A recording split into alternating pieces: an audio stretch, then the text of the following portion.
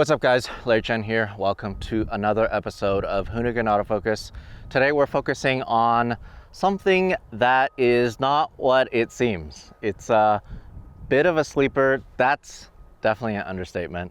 But this is actually Brian. Hi Brian. Hey, how's it going? He's the builder of this wonderful machine. It's really something else. And we actually just had a chance to, at least, he actually drove it and I had a chance to experience it from the outside, just seeing it drive. And they actually came all the way from Nebraska. Yep. Just to film this versus that. So you just had your race and you actually raced Tanner Faust. If you want to watch the video, the link is below. But I kind of just wanted to spend some time with you and talk to you about the car, go through, I guess, the story, because it's definitely an interesting story. And honestly, these are my favorite cars to feature. Like the home-built cars, the cars that have meaning, and realistically, like potentially it just doesn't get the limelight, you know, because you're not like a big name shop or anything. You just build this. Just built it in the garage. Just one of those projects I just gradually worked on over the years to get it where it's at. So how long have you had this car? Owned it since 1994. It was actually my high school car. Like I said, over the years, just driving it, beating the hell out of it. A few fender benders here and there back in the day, and decided in the last, it's probably about 7 years now, just kind of making it all-wheel drive conversion on it and just going to town with it. So, okay, and the guys, you'll see in the other video, it's the same thing. Brian's super casual about mentioning the fact that it's all-wheel drive, but I feel like maybe it's one of those things where just, I guess, in recent automotive history, that's become a thing that people are doing, right? It's, yeah, it's cute that you're doing motor swaps kind of thing, you know, like it's cute that you can do a motor swap, but how about a full-on driveline swap? Yeah, that's really where it's at. So what did this start life as? What year is this? It was a 1982 Oldsmobile Cutlass. It was just a Cutlass Supreme, so that's about as bare bone as you get. It had like I think it was like a 3.6 motor in it, or 2.8, just a blown up engine. Of course, they had no power, so it was pointless to put that back in there. Okay, and this is not an insult at all, but for me, when I see these are known as G-body cars, Yep, right? correct. Yep. When I see these, because I was unable to see these on the showroom floor when they were new, it's really hard for me to imagine them, you know, at the dealership, gleaming and brand new, you know, but because unfortunately, anytime I see these, usually they're pretty beat up. Oh yeah, they're just trash, turned into race cars. They've just junked them out and just everybody's had their fun with them. Yeah, like for example, the shape, of course, it reminds me of the Grand National. You know, that's kind of the one that potentially, if you have a G-body that's super clean and that's good looking and modified, most of the time, but potentially could be a Grand National. Pretty much, yep. Or even rarer. They got more value to them, you know, because they're just a turbo car and everybody desires to hang on to that project. Yeah, and so that's, before we started rolling, I asked you the question, if this actually shares any parts with the Grand National. I think the doors are pretty much interchangeable. Some of the interior, basically maybe the windshield, I guess. I'm not sure at that point, but I mean, Grand National and Cutlass are two different worlds. Yeah. In a way, it's cool to see that you've done this, because really this is, without a doubt, the first Cutlass I've ever seen that's modified.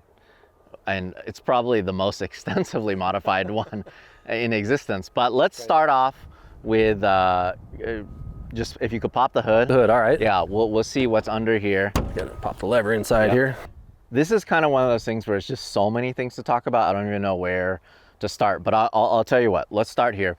One of the things, I know you guys love to complain that we don't have enough action and noises and revving on this channel. You could watch the actual this versus that race for that. This should make up for that.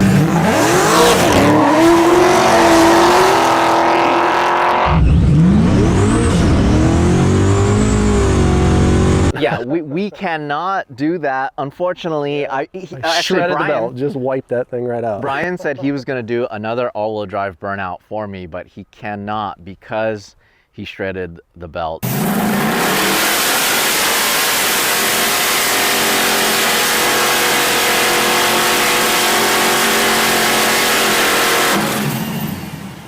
and that's kind of the thing, is you really strung this Oh, yeah. thing out. Yeah, Like, I you was pushed this thing. beating the hell out of it. Yeah. So tell us what we're looking at here. What motor is it? This is a 427 LSX engine from Texas Speed and Performance. It's obviously a cast iron block. You know, they've done all their magic that Texas Speed does to get it where it is. I guess it's supposedly built for 1600 horse. I had it on the dyno about a year ago. It was at 841 horsepower at the tires. So calculation with the Procharger, 25 pounds of boost roughly. So like I said, it's getting down.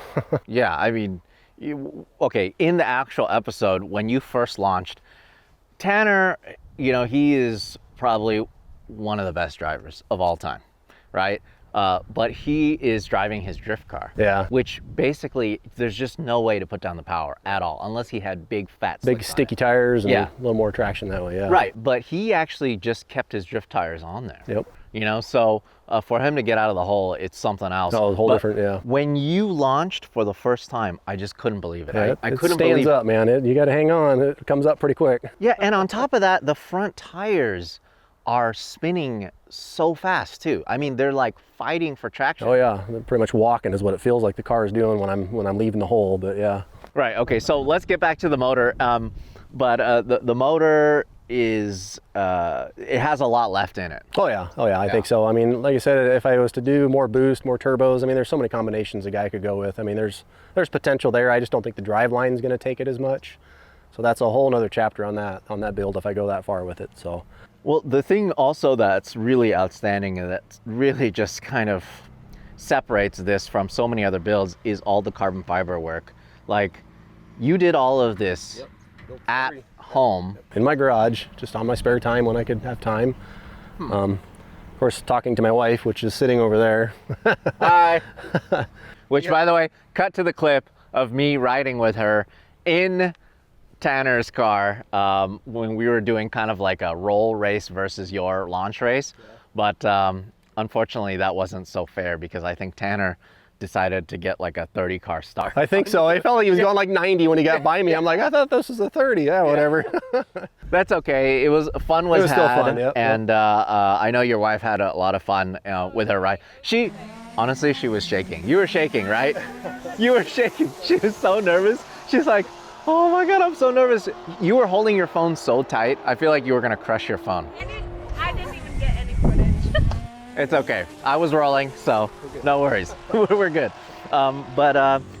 Like, how did you even form this? Well, I had to take the original fender liner and then obviously I covered it in Bondo, sad as it was. And I mean, it took me probably 3 weeks just to mold that one side and kind of get the feel of how to make the mold.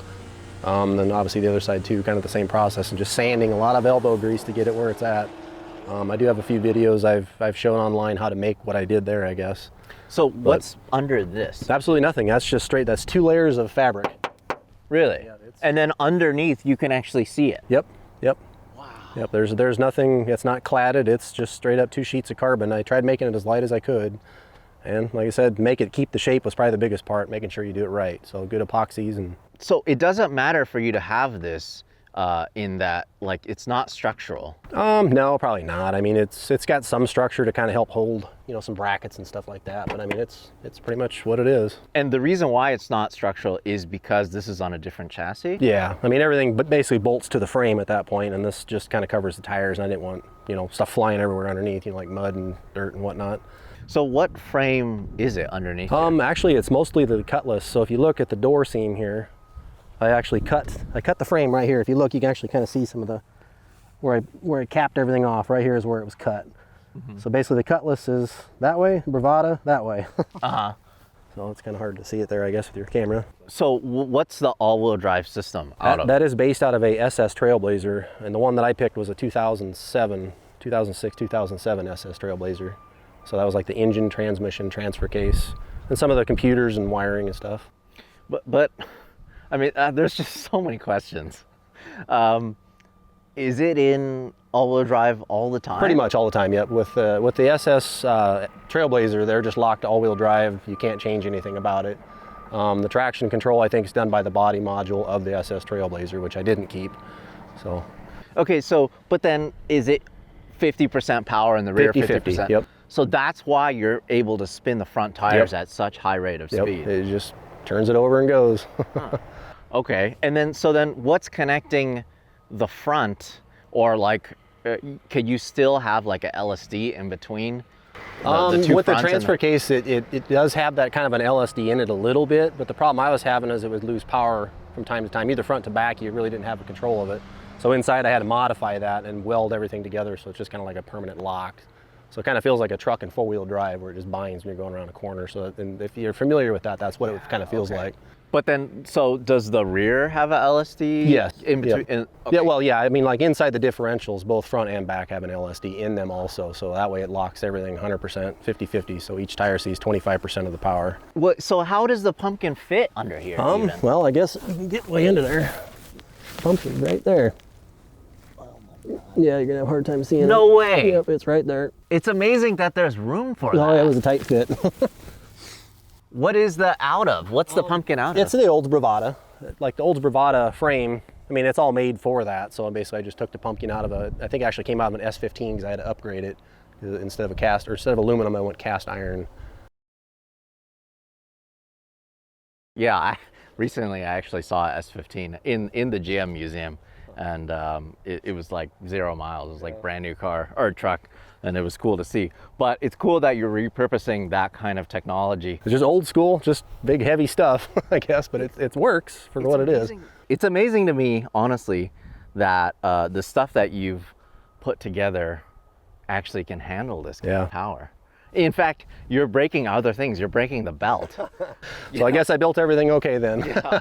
It's kind of amazing. It's amazing that all of this works together. So then, like, what are you running for the ECU then? The original ECU out of that SS Trailblazer, I carried all that over with it just because I just had the parts. I'm like, let's see if they work.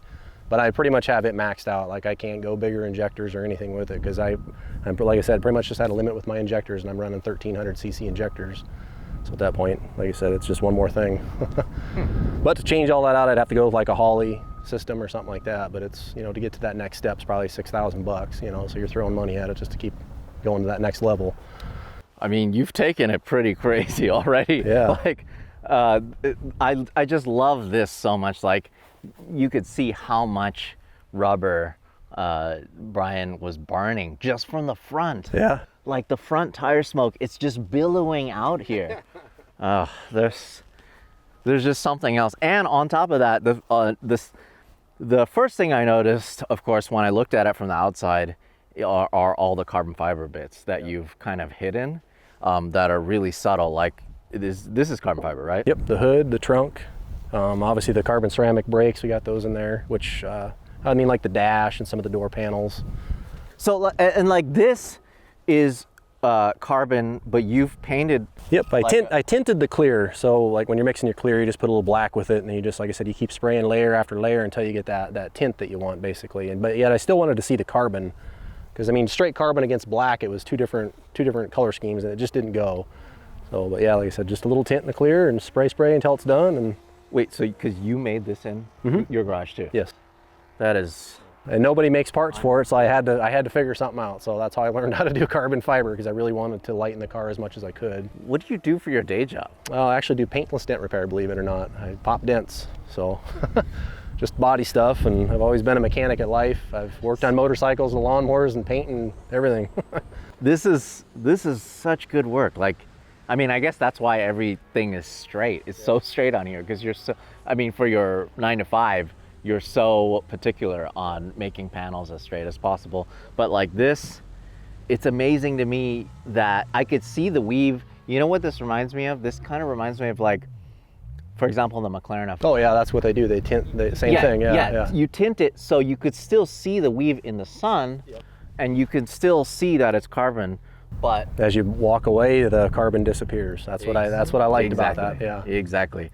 So yeah, that's the first thing I noticed. Second thing I noticed is the carbon ceramic brakes. Like, this is something that you would see on the craziest supercars. And then, like, I think these came off of a ZL1 Camaro or ZR1. I get them flip-flopped, but basically that's what they came off of. It's just a high-end brake off of a GM product. It was the right bolt pattern, and put them on there. Of course, I had to make all my own brackets for the calipers and stuff to make it all fit, because you can't just buy this for a G-body anytime. So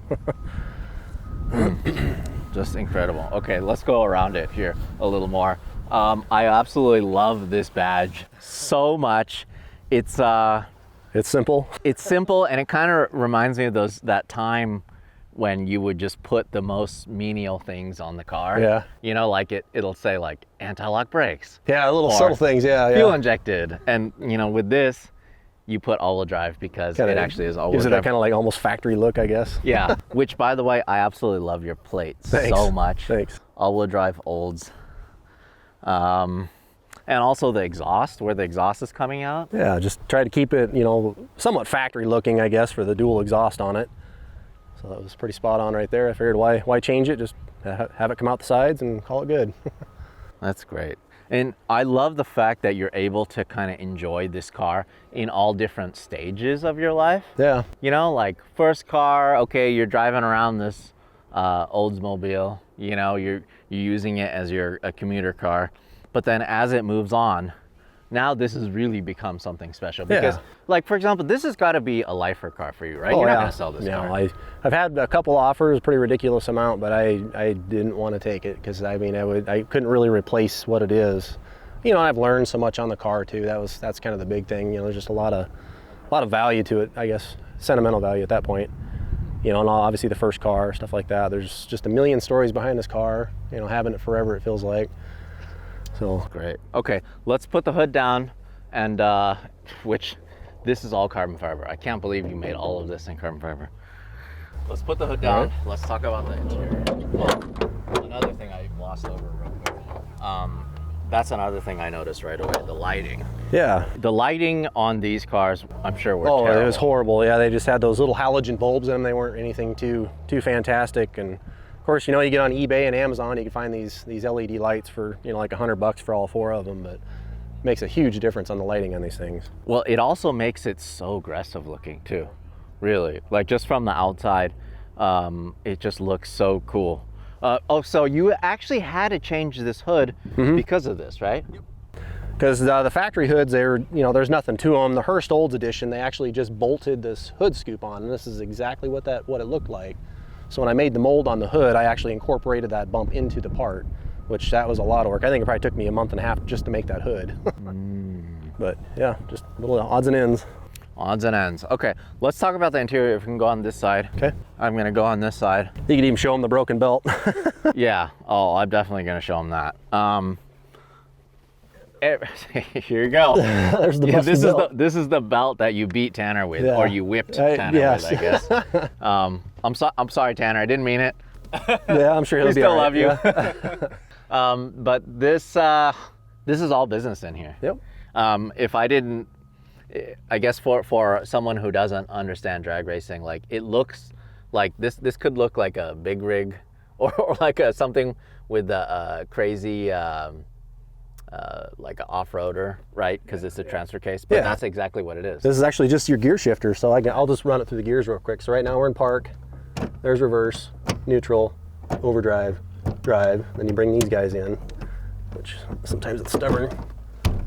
So as you're racing, you slam them and just keep going. So like I said, that's pretty basic. So this is like when you're actually shifting, you actually have to shift. Yeah, you got to pop them down because it's just a safety lock on them at that point. So like I said, you got park, reverse, neutral, overdrive, third to second, and then the 2-1 shift. Right. So then when you're actually racing, you're going from this side to this side. Yeah, you count it over. Okay, yeah. But of course, today I just left it in overdrive and hung onto the steering wheel, and I just floored it. Just let the car do what it's supposed to. That's how I kind of got it all programmed. So. Do you think it would be faster if you actually shifted it the yourself? electronics in here, I think, actually shift faster. The only issue why I really don't like using those lightning rods, these ones, there's just enough slop in them because they're so old. They just need to be overhauled to make it work right if I wanted to race with them. Because I don't want to miss a gear and blow a transmission or blow the engine or something crazy. So just leave it in overdrive and just hang onto the wheel. And it's the original 4-speed? It would be if it was a Hurst Olds originally, that's what those shifters come out of, because this body style, that was a factory option. Actually, I take that back. It wasn't even an option. It was just part of the car. That was the Hurst Olds edition. So 83 to 84, I think, was the Hurst Olds, pretty much. So. Kirky seats, pretty standard for a crazy drag car, but of course now you have 2 here. and then stock rear seats. Yep, I have yet to do something with that. I actually kind of like them. Yeah? I think they look pretty cool. I love the fact that there's just certain things that are left. I mean, like, you didn't shave the door handles, right? There's just a lot of metal still on this Still car. heavy stuff, yeah. It's still kind of a heavy car. I think even with all the carbon fiber work, I might be down to about 3,600 pounds. Of course, with that LSX cast iron block engine, it kind of, you know, all the carbon work, it was kind of a wash for the weight matter at that point, so. And potentially, if you do put twin turbos on here, which there's a lot of room for, Yeah. You may have to actually put a roll cage in Yeah, here, I right? probably would have to. You know, the only thing I don't want to do that, or the reason why I don't want to do that, is my kids like to ride in the car a lot. The wife likes to ride in. It's just a fun street car, you know, all around build. It's just fun to cruise in. You're lying. Yeah. Your wife has she's never actually done a launch in here. Yeah, I know. Right? So I've hit it a little bit, but she gets mad, and it's either a pinch, a slap, a punch. I mean, it's all on pissed off at me when I do it. So it's like, well, I want to whatever. see that. That's the video I want to see. I want to see you do a full all-wheel drive launch in this thing, spinning front tires with her in it, because maybe you know, Tanner changed her mind. Yeah, well, I've actually kind of been thinking about doing a little video with her in there, and the funny part of it is I want to have her hold like a cup of water, go to some restaurant, grab a drink. I just want that thing to explode over when I'm getting after it, because I think it'd be fun. Yeah, well, she wouldn't think. I mean, part of it is that legitimately this thing basically pops a wheelie. It feels when like you it, launch yeah. Yeah, I mean, it does. When we're looking at it from the outside, it's kind of insane. And you know, these are the builds that I love so much, because it's like, there's no reason why this should exist at all. But you know, I've heard that a few times, but that's why I went so crazy with this build. It was just something different. It's not a stamped out build that everybody's done. That's why I just wanted to go something different. All right, so tell us about this dash. So this is, of course, all carbon again. Yep. But you've retained a lot of functionality. Yep. Tried to keep everything in there. Got all the heater controls, stereo, stuff like that. Obviously, you got your USB ports for your phone if you want to charge your phone, I guess. Works really good on those long California drives from Nebraska. Yeah, which I've done one. I can't believe you drove this all the way from Nebraska. That was fun. Met a lot of cool people along the way, and you know, it's neat having something like this where people come over and look at it and want to check it out. Yeah, well, and that's the thing, is most people will look at it and they'll just think it's a Yeah, very old Oldsmobile. Yeah, they just think it's just some random Cutlass cruising around until they hear it. Yeah. So what about this? This is stock? Nope, this is all aftermarket gauges. This is Dakota digital gauges, and obviously we've got our fuel gauge. It tells me what ethanol content I got on there, and my 2 wide bands, fuel pressure, and boost. Oh, So yeah, because pretty basic. when this car came out, it was kind of like that era where they have like the green LCD, like digital. No, this one actually, it just had the big needle that went across, and that was it. And then they had, I think, 4 little round indicators, but they call them idiot gauges because they're sort of close. But obviously, I swapped all that out. But I kept the original light switch, if that matters. Amazing. It really is amazing. Of course, now it's all dirty from racing today, but either way, That's okay. it was worth we every have penny of evidence it. that you actually raced and you won. So door panels, again, all carbon, done in-house. Really, really amazing build. Very good job. I absolutely love it so much. Did you add any of this? The striping or anything? Yeah, I had a friend back in the day that painted this car. The paint's actually, shoot, it's probably 12 years old on it right now. You know, and I did the first restorations on the paint and stuff like that. But yeah, he painted everything on there for me, and it's still on there. No, it looks good. Couple rock chips, I guess, from just driving it, I guess. Well, thank you so much for bringing this out all the way from Nebraska. And, you know, hopefully this inspires others to build something just so off the wall. Because the point is not to just get the cookie cutter build that anybody can build. You know, the point is to make something special out of something that is honestly pretty pedestrian and pretty ordinary. You know, Yeah, this is my canvas, I guess. yeah, you've done it with this. Actually, if there's one more thing I wanted to talk to you about. So, actually, Scotto mentioned this too. These are actually functional. Absolutely, yep. So- It's a ram air for my intercooler. If you look in here, you can see that it rams the air right into the intercooler. I'm trying to keep as much cool air going across that to obviously bring your IETs down. This didn't have a hole then in the bumper? Yep, that's factory slits in the bumper. Where did it go? What did it do? They went nowhere at the time. There's some aftermarket companies that made those ducts go to like your brakes and stuff like that, and that's pretty much it. Or ram air. I've seen some guys do a ram air kit too, I guess. Okay, so then you made like this little metal piece behind it? Yeah, I just kind of boxed it in and forced it right over the intercooler at that point. Oh, okay. Wow. And you also have brake ducting here? Yeah, yep. And that's this piece that you made? Huh. Oh. Pretty basic, I guess. All of this intercooler piping you made too? Yeah, yep. It's aluminum pipe underneath of it, and what I did is I put 3 layers of carbon fiber fabric over top of it. And the reason why I did that is more or less structure strength, because I've seen people break those tubes on the aluminum welds. They'll snap or crack or whatever. And I figured even if it did crack with the carbon around it, it ain't going anywhere. You know, it'd take a lot to blow through that at that point. Plus it looks cool. Yeah, it's neat. All right, so if somebody wanted to follow your adventures on YouTube, where would they go? Go look up all-wheel drive Cutlass, or AWD Cutlass is my YouTube channel. There you go. Follow the man. Also on Instagram? Yep, right. Instagram, Facebook, the whole 9 yards. All right. There you go. Follow the man. Yeah, I think that's it. Yeah. That's a wrap. Thank you.